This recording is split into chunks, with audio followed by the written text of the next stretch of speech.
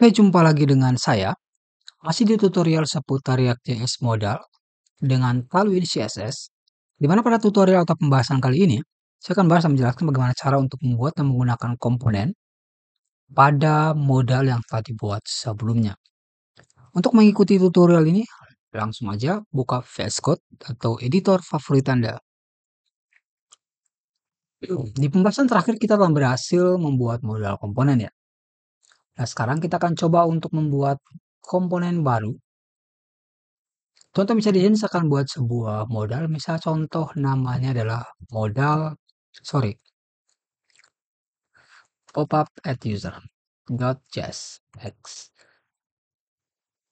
Jadi kita buat export constant pop-up at user, terus kita return misalnya h1 hello world atau misalnya at user. Sekarang kita telah memiliki pop-up at user. Langkah selanjutnya kita tinggal pergi ke app.component.css. Kemudian di sini kita akan buat misalnya ini resultnya biar keren. Di modal kita passing komponen di sini. Oke. Komponen. Kemudian namanya adalah pop-up at user. Nah, sekarang kita memiliki komponen ya. Jadi komponen dilempar ke modal. Dan sekarang ketika kita buka modal komponen, di sini kita memiliki ada namanya komponen.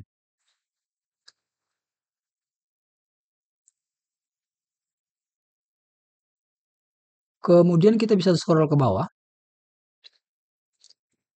Pada bagian sini Anda bisa lihat kita memiliki BG white. Untuk yang bagian ini adalah kontennya. Anggaplah ini adalah kontennya. Jadi kita perlu untuk hapus yang ini semua ya. Kemudian di dalam konten ini kita tinggal pastekan aja komponen yang tadi. Komponen.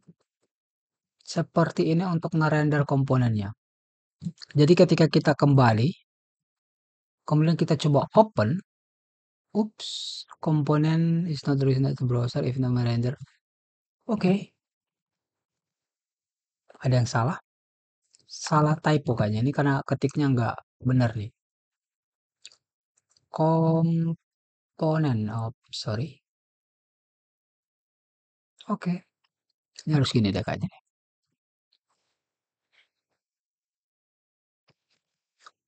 Komponen.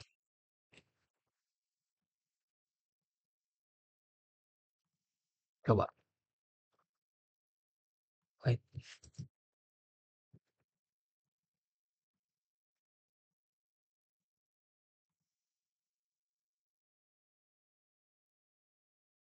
It's not a file child happen return pop-up at user. Then return function. Okay. I think it's like this. Okay. Komponen. Kemudian gini.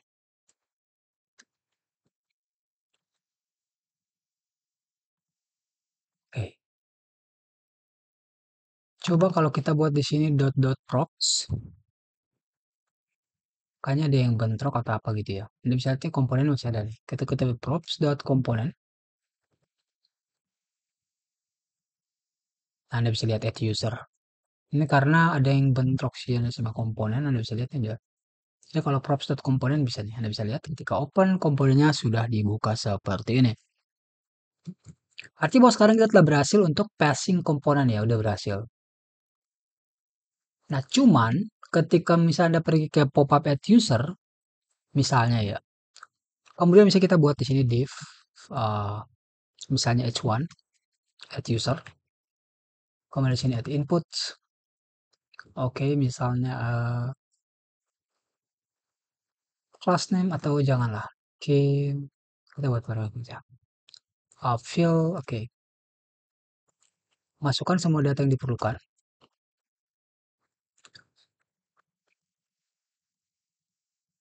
Lalu klik tambah misalnya. Terus kita buat tambah user ya.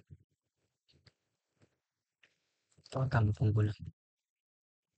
Terus kita buat di sini ada sebuah div baru, div class name-nya itu adalah flex, kemudian justify-nya itu n.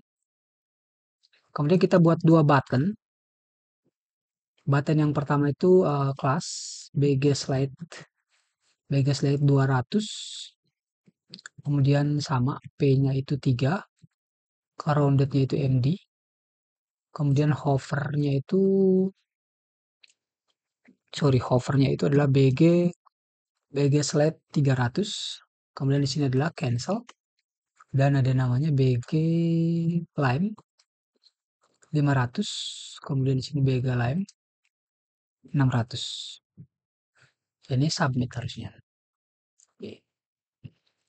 Ketika kita kembali ke modal, Anda bisa lihat kita punya seperti ini, cuman ini terlalu kebesaran ya. Ini kita pakai PY-nya 2. Sini PY-nya 2. Kemudian di sini kita tambahkan gap-nya itu adalah 2. Harusnya sekarang udah seperti ini. Jarak antara tulisan dan button kita tambahkan misalnya MT-nya 3. Terus ini harusnya kita buat font size-nya itu misalnya kelas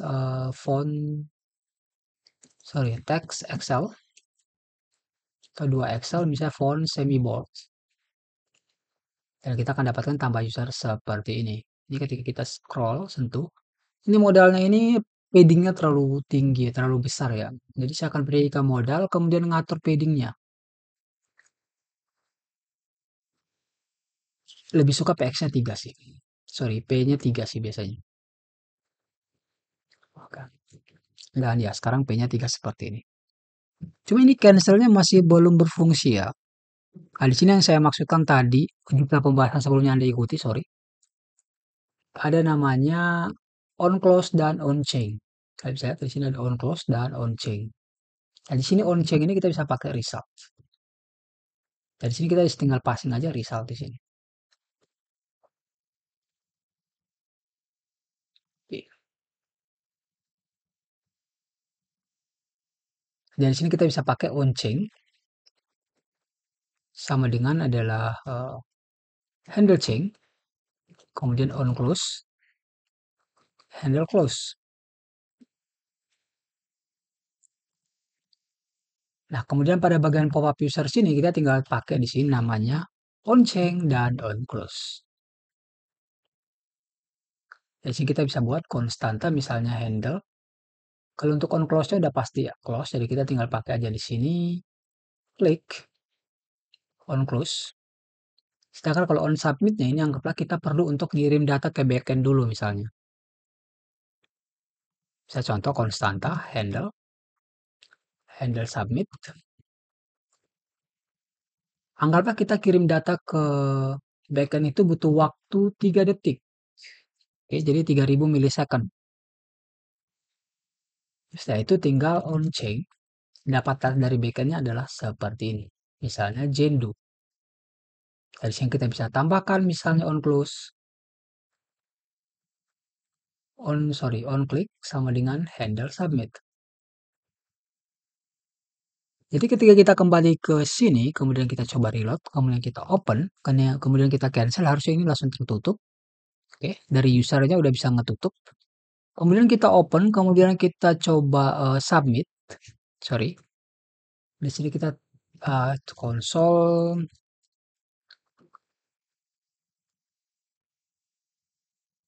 data received.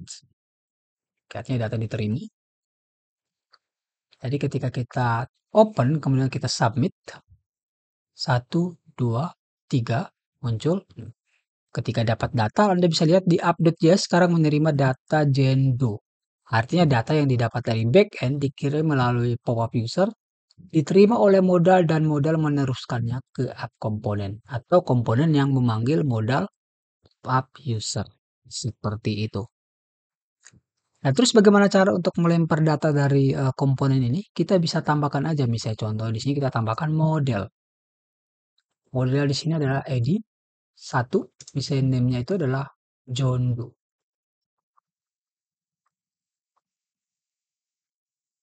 Jadi kita standarkan saja namanya itu adalah model. Kalau komponen adalah komponen. Nah, kemudian pada bagian modal kita tinggal tambahkan di sini ada namanya, ada di props ya. Jadi props model. Jadi pada bagian sini kita tinggal teruskan aja modelnya. Misalnya model sama dengan props.model. Oke, jadi kemudian pada bagian pop-up user, di sini kita bisa tambahkan pengguna atau kita tinggal ubah jadi ubah pengguna. Bisa masukkan semua data pengguna. Bisa kita coba tambahkan di sini nama pengguna. Misalnya nama pengguna adalah kita tambahkan di sini model dot name.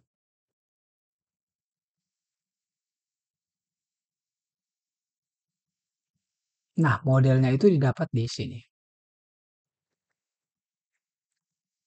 Di format dokumen.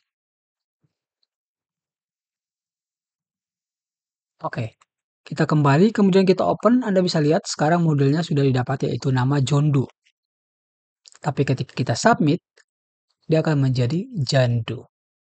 Jandu seperti ini. Nah, itu adalah kegunaan daripada on-change dan on-close.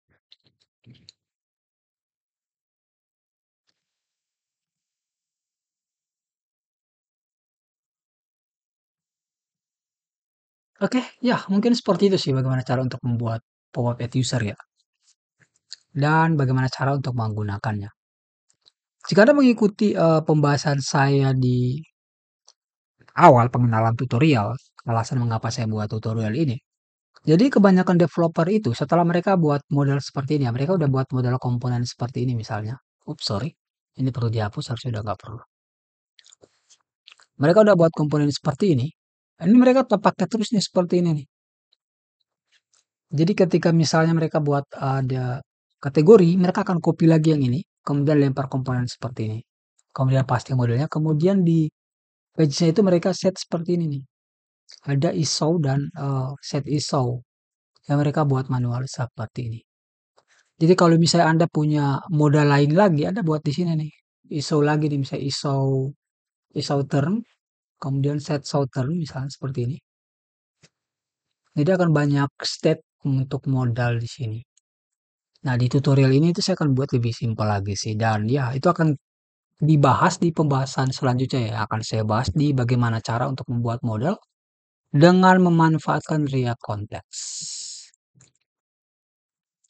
Oke, nah karena di pembahasan kali ini saya telah membahas bagaimana cara untuk membuat dan menggunakan komponen pada modal, maka berakhir pula tutorial atau pembahasan kali ini. Dan sebelum mengakhirinya, saya akan menambahkannya ke GitHub terlebih dahulu ya. Gak lupa untung. Oke, tinggal git add dot, kemudian tinggal git commit m, terus tinggal paste aja. Sorry, add, ya pasti aja. Terus git push, oke, git push origin.